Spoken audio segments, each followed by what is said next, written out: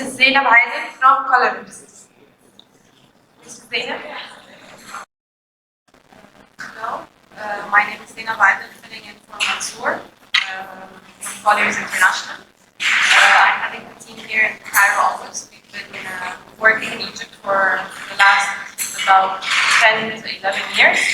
With a full team now since 2016. So today I'm going to talk about creating value in mixed-use developments and how to maximize the value of each component standalone versus combined in a mixed-use development.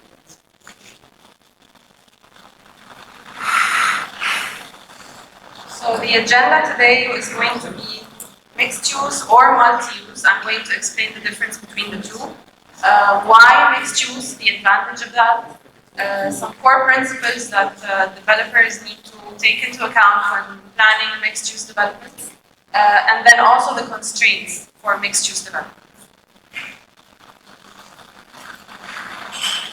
So first of all, we need to differentiate between multi-use and mixed-use.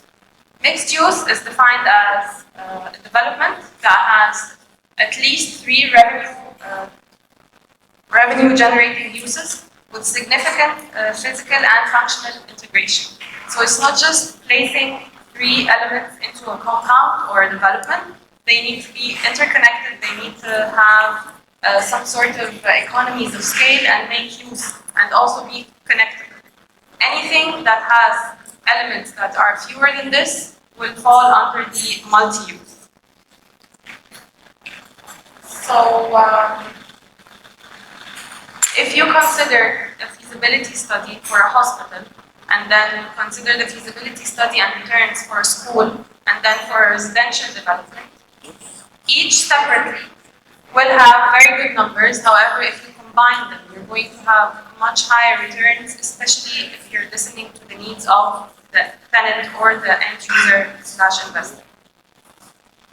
So that's why lately we have been stressing on the fact of please focus on mixed use rather than multi-use, since the multi-use market has been oversaturated recently. So let's see how the mixed use developments now add value.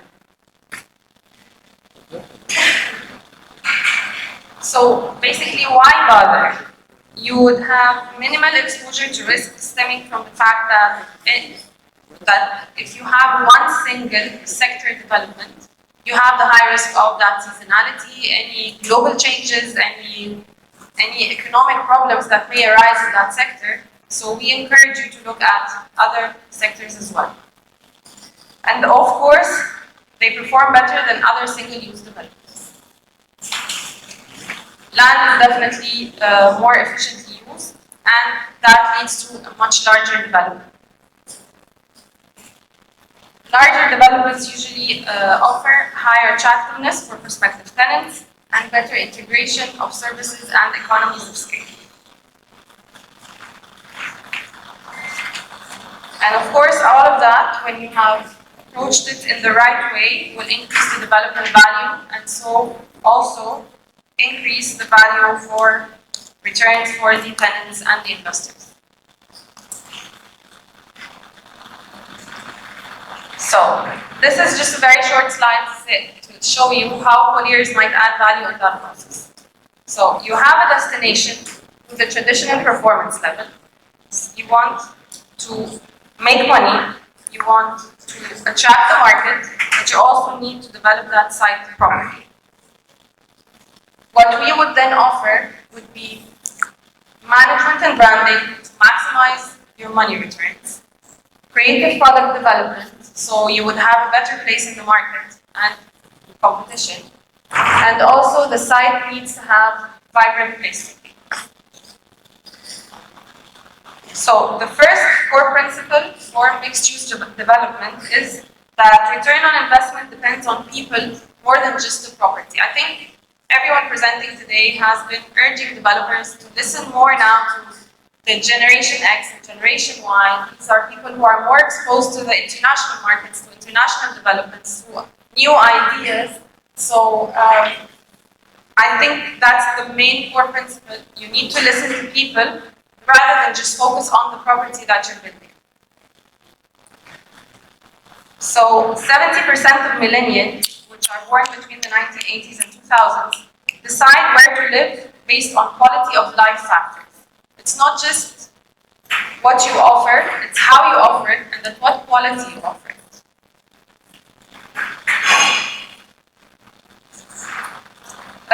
What really matters now, I think a lot of the new developments have lost the identity of being Egyptian or in Egypt. And I think right now, the big developers from the region who are entering the market are offering more authenticity and locality and Eastern feel to the developments rather than just ultra-modern buildings that just give no feel of actually living in Egypt anymore, especially if you're moving outside of the central Cairo area. You just lose that feel of being in Cairo.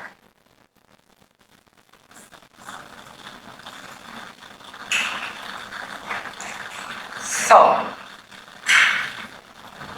the experience economy and changing social structure. Just going back to that, social structure is changing and accordingly the experience economy is changing. People focus more on experience, just like you said in your presentation earlier. It's no longer about just the layout of the apartment or the view that I get from my new house. It's all about the experience itself.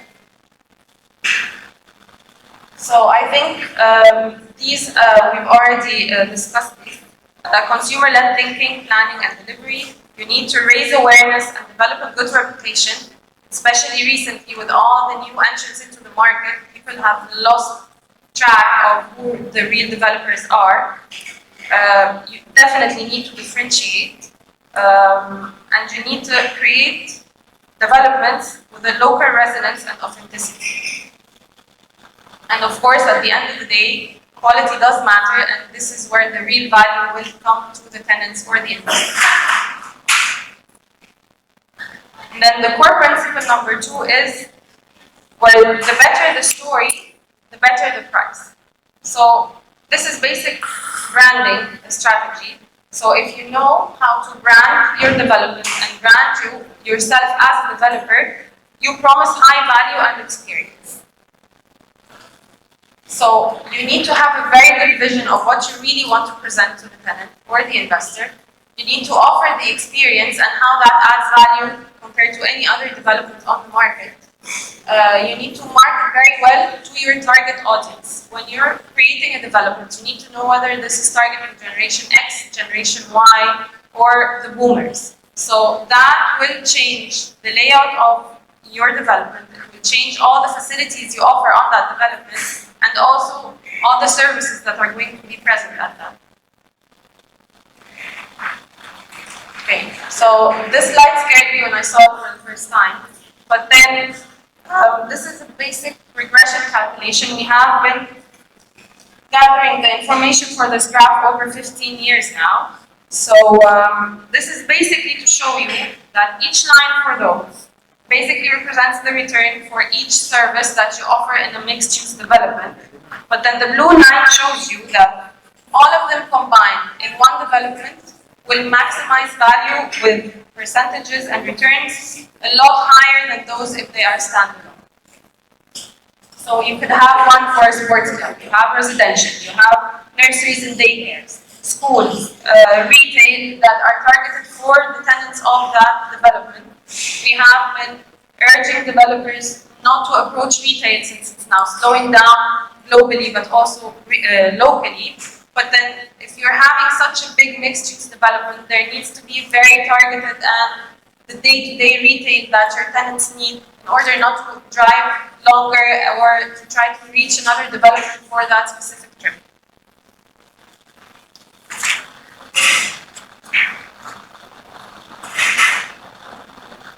Which makes us recently always advise our clients, please move to mixed use and not multi-use. So let's first look at the UAE model.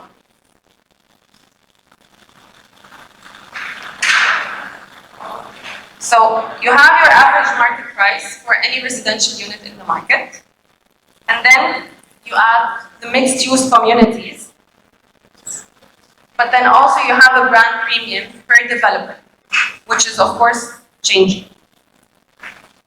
Mixed-use communities will include education, healthcare, retail, walkable communities, efficient spaces, sports facilities, and so on. These are, based on our research over the last 12 years, your average markups and premiums achievable for adding each and every component. So for having a mixed-use community, you can add to your average market price 14 to 16%. But then your brand also adds 26 to the 30%. And then you have the tier 2 for the pricing premiums, whether they're very unit specific. Which views do you have? Do you have a garden view? Do you have a pool view? Do you have a golf course view? So the maximum price premium achievable in the tier 1 is 40 to 46%. And in tier 2, it's 26 to 36%. The numbers are surprising, yes, but wait until you see the Cairo numbers. Same inputs.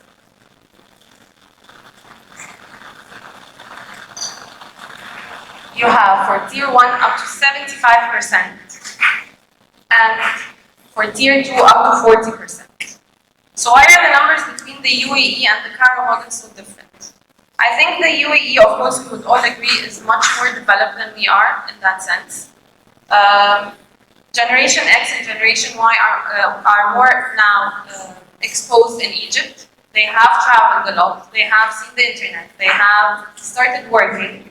But then also, Central Cairo has been so congested that people now really value the quality of life outside of that. Just the cleaner air, the better views, the spaces, the open views, all of that currently adds up to 40% in the tier 2 and 75% in the tier 1 pricing. Which is why you could have the same unit, same location, very close proximity, with totally different pricing, and people are going to the more expensive one just because it adds that experience and that feel that they're looking for.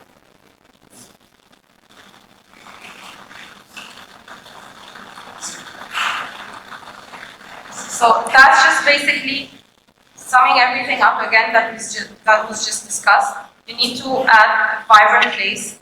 People need to retain the ground level space for public uses.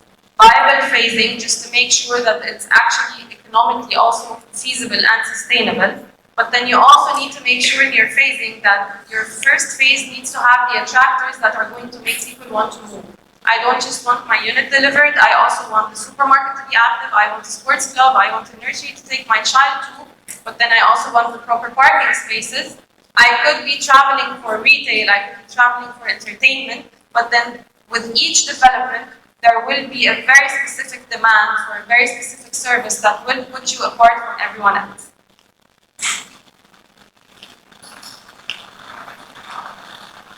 So the main 8 principles we usually want to keep in mind with every client and developer that we work with. You need to have a very clear vision. Who's your target audience? What's the theme that you want to offer for your development? But then you also need very strong branding, especially with all the new names coming in, the very strong competition, very close in quality. You need to have a very strong brand that stands out from the rest. You also need an appropriate anchor. Exactly, it could be a school, it could be a very good hospital, it could be a polyclinic, it could be a supermarket, it could be a huge retail outlet mall. But you need to have the appropriate anchor that's going to put you apart from everyone else. Everyone discussed this. You need the appropriate public realm to give you that very good experience and very good quality of life and business versus personal life balance and so on. You need the appropriate animation. You need events to attract and animate. You need to start being very creative. It can't just be a normal development that's just residential with a supermarket and a school and that's it. You need to have attractors that put you apart from everyone else in the market. It's become very competitive. But the most important thing that I think the major developers have lacked historically, but not recently, I think it's coming up now, is proper and strong destination management. It's not just about building that development and community, and that's it. You need to be very flexible. You need to continuously manage it well to maintain the same quality for the tenant that has invested millions of Egyptian pounds, to make sure that I haven't just paid like £5 million for an apartment, but then the value is going down just because it's not properly managed. Potential constraints, and I think they're very similar between the UAE and Egypt. First of all, is securing the approvals, which can be very lengthy and a difficult process. Mixed-use developments usually need a very complex design. It's not just about putting different components into one development, it's also making it very coherent. It's also very important where you place each element. You don't want to have your residential unit right next to a school where it's buses going inside and outside, there's a lot of noise, there's the brake bells and so on. So when you're doing the master plan, you have to be very careful where you place each item in the development. But also make sure that there's a lot of synergies between each function, and also everything needs to be very well connected. Project management during construction requires experienced personnel, which again, Colliers provides for the clients, whether it's hospitality, whether it's developers, whether it's schools, hospitals. It's not just getting the good construction team on site and giving them your plan and that's it. You need someone that's working with them hand in hand, day to day on project management, making sure that everything is delivered the way you had in mind initially. And again, as my several colleagues have highlighted at the previous presentations, such big developments that need to stand out will always have higher project costs, which might require higher payback period. So this is why we usually advise developers to just phase, which I think almost everyone in Egypt is doing now. And finally, connectivity to various key demand generators requires excellent infrastructure and in certain cases, a public transport system as well. So in Egypt, public transport system between the developments isn't really taking place right now, but I think what was meant here is maybe have cable cars inside the development where you don't need to take your car, turn it on, and you have to drive again. Cable cars, maybe small buses that move you around the development to make things easier, but also keep the air clean and fresh. So again, have a clear vision, plan to integrate everything from the mixed-use developments that we've talked about. You need to overlap functions to reduce risk. You need to brand properly to enhance value. You need to have clear boundaries between each function just to make sure nothing crosses the way of the other. You create a destination brand and also deliver integrated, effective, and ongoing management for the project. Any questions?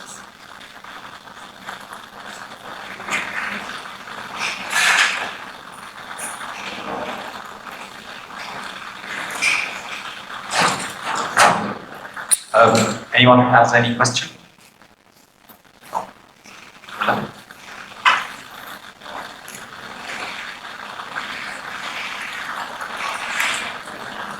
Thank you for that. I think two interesting things about your presentation. One of the first real estate presentations that I could see the word location not once. So I think that's telling us something about sort of the drivers and changing drivers. But I wanted to hear about, it was very interesting how you summed up price premiums. And I'm more familiar with the ones on Dubai, so that was more in sync. Egypt ones I found very, very interesting. I have a different question related to, since you're able to guide, Koye has a huge database regionally. Given what's going on in terms of oversupply of units and how developers can differentiate, because it's easy for us to tell them we should do this, we should do this, but at the end of the day there are financial constraints and drivers and regulations and so on. I'm just curious how you are seeing the oversupply. And there's different strategies. I was talking with the colleagues here about different strategies that are being employed. From employees' perspective, given this market, given the oversupply, it's no longer what do we do with the existing communities and how do they differentiate themselves and what do you see in terms of different strategies and how is that impacting sort of approach to multi-use developments? To answer your question, I think the already existing developments that we're talking now East and West Cairo, even though they are a lot older, I think the space, the open space and the greenery that we were just talking about and the water features are not being replicated because they have become so expensive. So I'm not worried about the older ones because I don't think anyone can ever offer that quality or value or experience any longer. However, and I was just discussing this with a colleague on the table earlier, the new developers that are coming into the market, just because they need to stand out and attract new customers, offering payment plans over 10 years with zero down payment and claiming that it's zero interest rates and then still offer at a lower price point than the big names, I don't see how very financially sustainable that is. I don't see how you can fix the price for 10 years down the road to construct and deliver. However, what's shocking is that everyone is still selling. So I think it just goes down to, at the end, yes, you need to offer different quality, but then there's still a very big demand and supply gap in the mid-tier that I think that's what's covering this segment of the new developers entering into the market because they're offering such a very special price point that's making it very attractive to the middle class that's almost vanishing now because they can't afford the top tier developments, but then again they can't stay in central Cairo. So there is still a very big demand supply gap in residential units in the mid tier. Upper tier I think is becoming now more congested and oversupplied. But however, I think with the developments coming up and offering such big mixed-use developments with high-quality brands for schools, for hospitals, for retail, it's still being covered. Not as much as before. I think that's going to witness a bit of a slowdown in the coming 2 to 3 years. However, I still don't see the problem happening in that area. If that answers your question.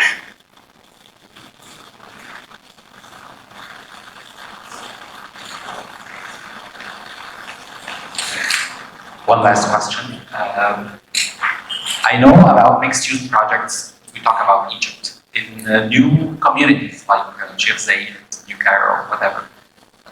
Is it possible to develop such projects in like reusing or adapting new buildings in the central city in Egypt? Because this will revitalize the city, and I know there is a massive plan for downtown Cairo, which is Khadim's Cairo, and I know that kind of project would transform the city center a lot. Yes, we definitely agree with that. And if you have noticed driving on the 6th of October bridge, the Maspero Triangle is now just pure land. Everything has been knocked down.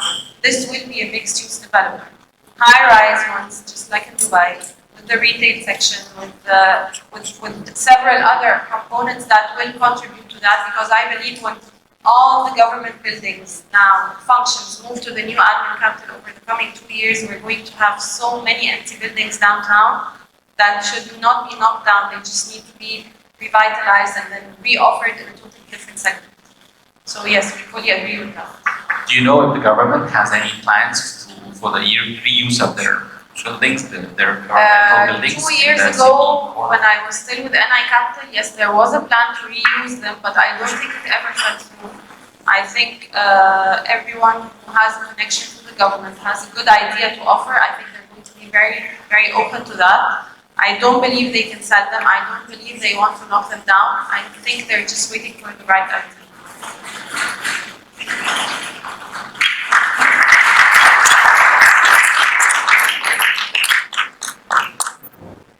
Now we will have a coffee break for 10 minutes and we will be back for the last important part in our session today.